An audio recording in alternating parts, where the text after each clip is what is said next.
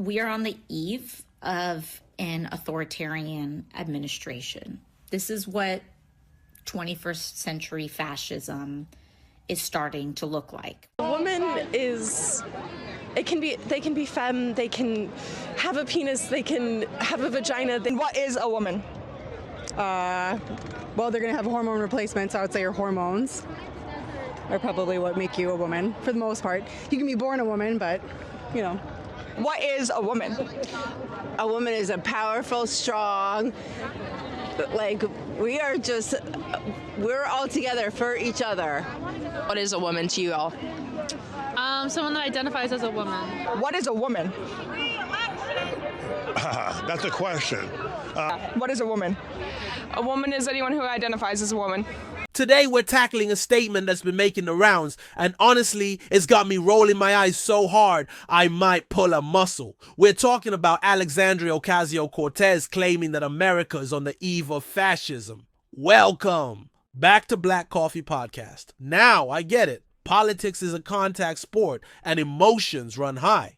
But when you throw around terms like fascism without any real historical context or evidence, you're not just being dramatic, you're actively undermining the severity of actual fascist regimes. Let's dig into why AOC's statement is not only an exaggeration, but also hypocritical, based on what we've seen and heard. The boy who cried wolf effect. The term fascism is loaded with historical weight, conjuring images of dictatorships, oppression, and the complete erosion of individual rights. To throw this term around when you're still freely speaking your mind, participating in political processes, and experiencing no actual suppression of fundamental freedoms is just dishonest. It cheapens the suffering of those who have genuinely lived under authoritarian rule.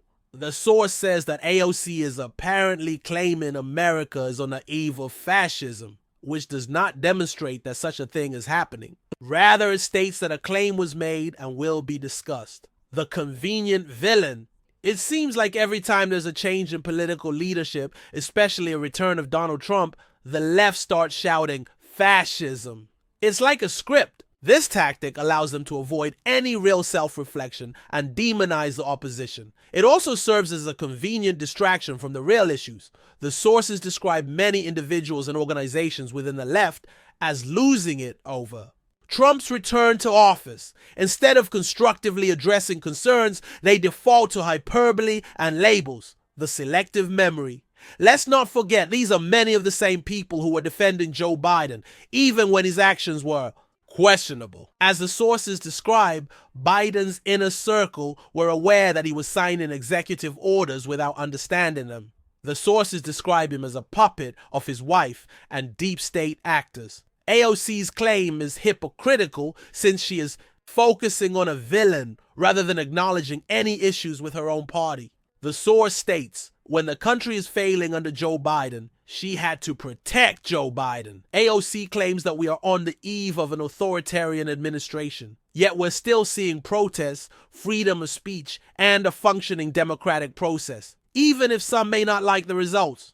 This is not fascism. Not by any stretch of the imagination. The sources also mention AOC as someone who probably has to do this to try to put on a front for all of her supporters, and who is actually excited that Donald Trump is in there because now she kind of has a villain to go after. This implies that she might not even believe her own claims and is using this fascism narrative as a means to solidify her political support and attack Trump. As someone who's been on the receiving end of real injustice, I find it insulting when people throw around these terms so carelessly. It trivializes the very real struggles that people have faced under actual authoritarian regimes.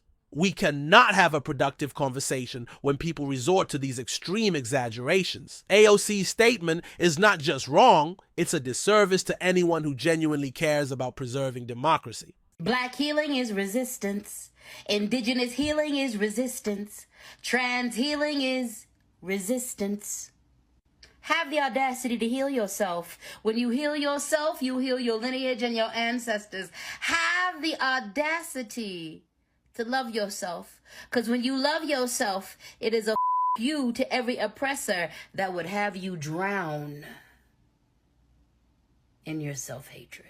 I'm personally here because I had a mental breakdown after Donald Trump won. It's devastation. It's absolute, complete devastation to people's mental, emotional, physical, and psychological health. People are dying as a result of Trump being elected. There are people dying by suicide because they don't want to live in a country where their rights are not respected and them as people are not seen as people, but rather than objects of that should be eliminated. It's a downward mental impact. It's not good. My biggest worry right now, honestly, as a mother of a trans kid, I really worry about their rights. Like my sign says, our own Constitution only says all men are created equal, and I really wish that would change for the whole country. I literally broke down in tears, and several of my friends cried as well. It's scary. I mean, a lot of my friends are nurses, and we are scared for our future.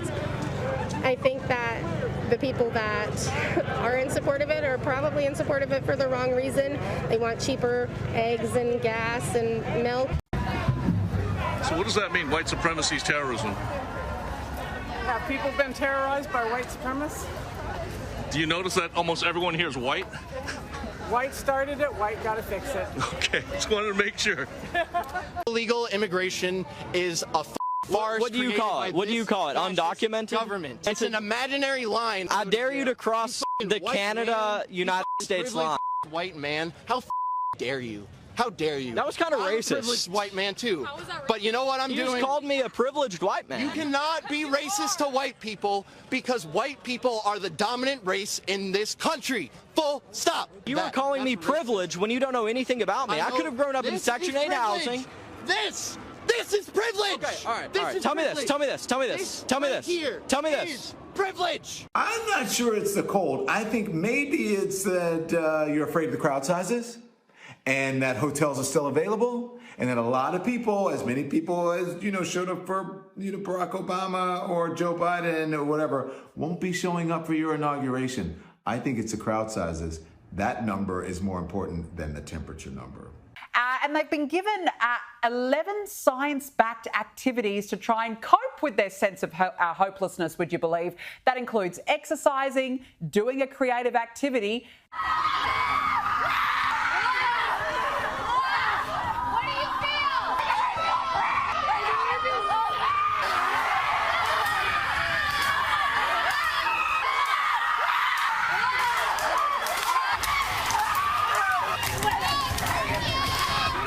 We need to have nuanced conversations, not inflammatory rhetoric.